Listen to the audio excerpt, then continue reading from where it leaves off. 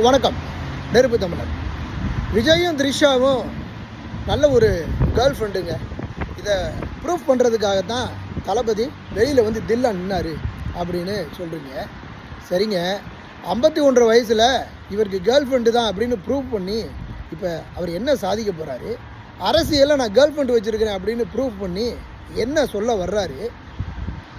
இப்போ இவர் girl friend நான் வச்சுருக்கிறேன் அப்படின்னு த்ரிஷா வச்சுருக்கிறேன்னு ப்ரூவ் பண்ணுறதுனால ஆஸ்கார் விருது கொடுக்க போகிறாங்களா, இல்லை உலக சாதனையாளர் விருது கொடுக்க போகிறாங்களா, இல்லை உலகத்திலே இவங்க தான் பெஸ்ட்டு கப்புள் அப்படிங்கிற விருதுகளை வாங்க போகிறாங்களா? எதுக்குங்க? ஏன் இந்த வேலையை செஞ்சார்?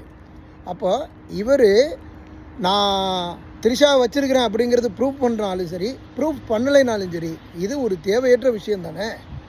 கடைசியாக தான் தலையில் தானே மண்ணள்ளி போட்டுக்கிட்டு தான் தலையிலேயே அவரே தீய வச்சுக்கிட்டு மொத்தமாக அரசியல் வாழ்க்கையை கொல்லி வச்சுக்கிட்டாப்புல.